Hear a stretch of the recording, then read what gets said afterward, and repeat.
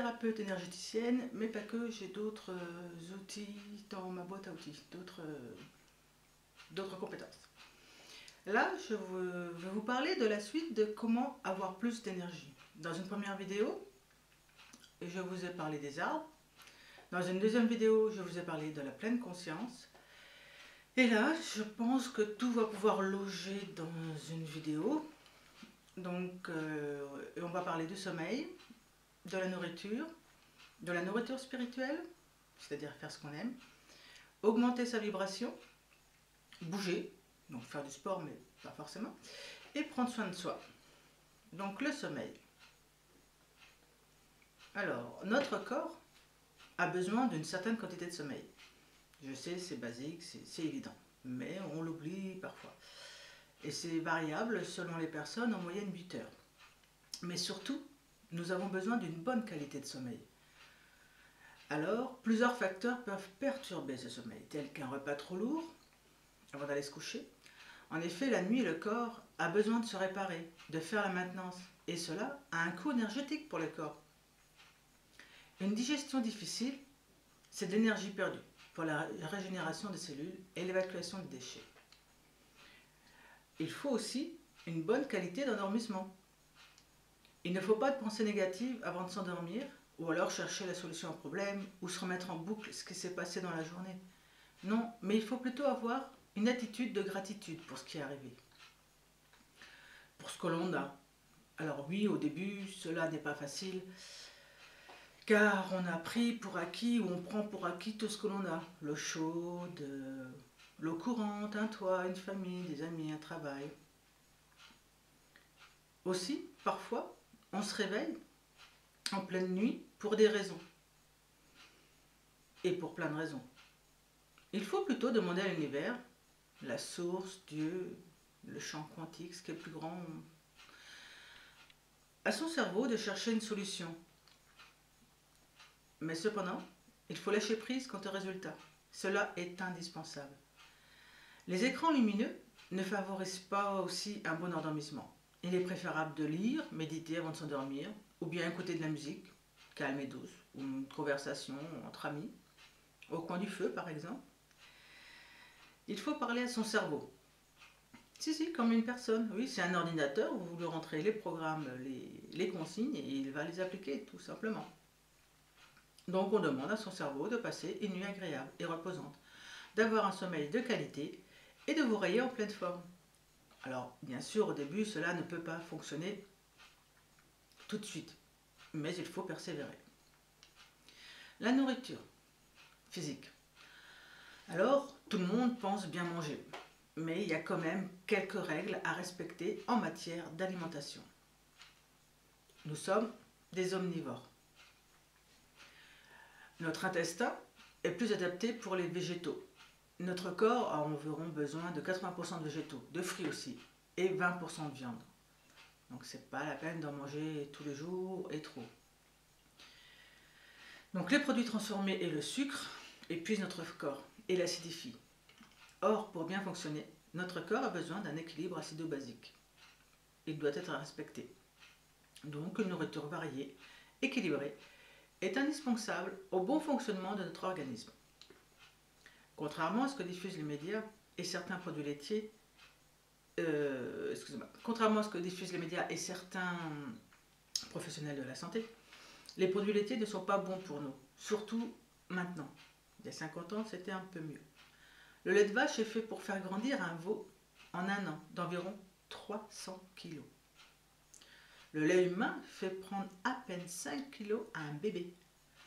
Le lait de vache est alors mal assimilé par notre organisme car il est trop gras, car les facteurs de croissance ne sont pas adaptés. Et le calcium du lait de vache est trop complexe. On n'utilise que 40% de ce calcium. Le reste va dans les intestins. Mais ce calcium, pour être assimilé, va nécessiter de puiser dans notre calcium, nos os. Or, le lait de brebis ou chèvre est beaucoup moins nocif. Cependant, le consommer en petite quantité et plus souvent, maximum une fois par jour.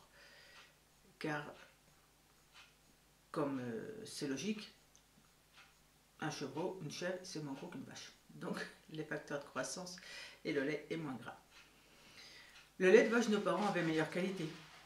Il n'avait pas d'antibiotiques et après il le faisait juste bouillir. Notre cerveau aussi a besoin de sucre, mais du bon sucre et du gras aussi. Donc le sucre des végétaux, du fructose, des fruits, huile d'olive, saumon. Et un truc tout bête, il faut manger lorsqu'on a faim. Et non à des horaires fixes comme c'est obligé matin, midi et soir.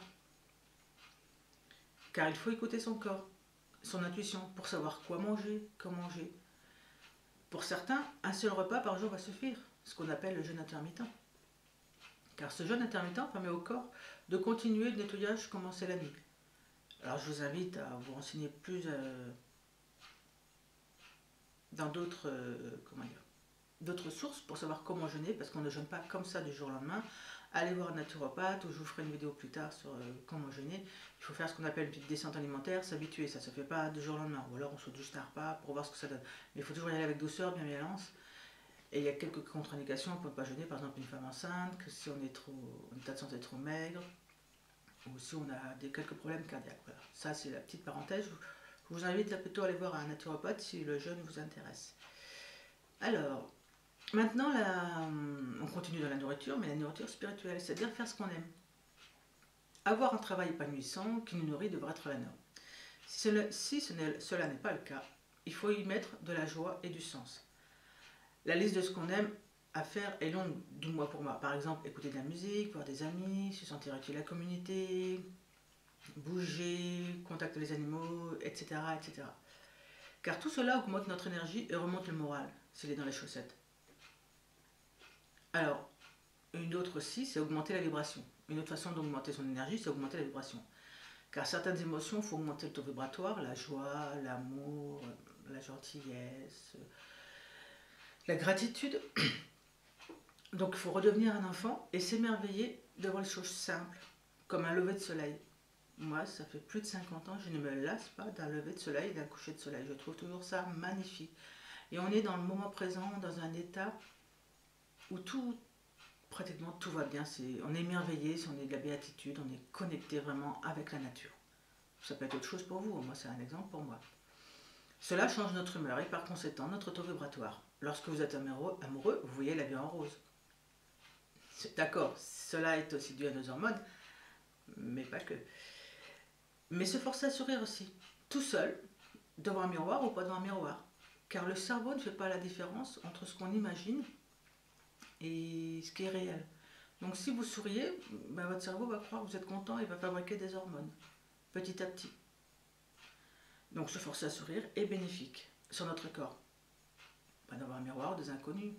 Cela réchauffe le cœur, ça fait du bien de recevoir un sourire, c'est communicatif, c'est comme le rire est communicatif et le rire est aussi très important. 7e point, pour avoir plus d'énergie, bouger. Avoir une activité physique est indispensable au bon fonctionnement de notre organisme. En effet, cela fait circuler le sang et l'énergie. Cela nous oblige à respirer plus profondément, plus vite, donc l'oxygène circule mieux.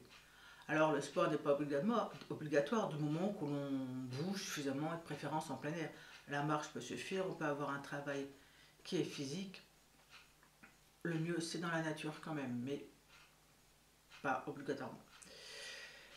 Alors il faut aussi, pour avoir plus d'énergie, et c'est une des premières choses, c'est prendre soin de soi. Faire ce qui nous plaît nous rend heureux.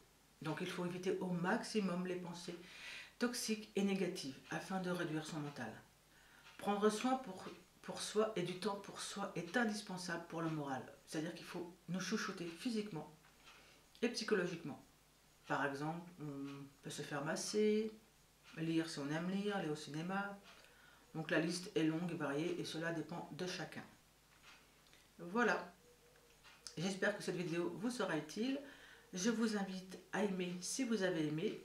Je vous invite aussi à partager si vous pensez que cela sera utile à des amis ou à d'autres personnes, connaissances et autres, famille. Je vous invite aussi à aller sur mon site thérapeute-énergéticienne-châtellerault.fr pour avoir plus d'informations. Je vous invite aussi à aller sur ma page Facebook Nous Magnétisme car j'y suis beaucoup plus présente. N'hésitez pas à vous inscrire sur ma newsletter si vous voulez avoir les infos de mon actualité.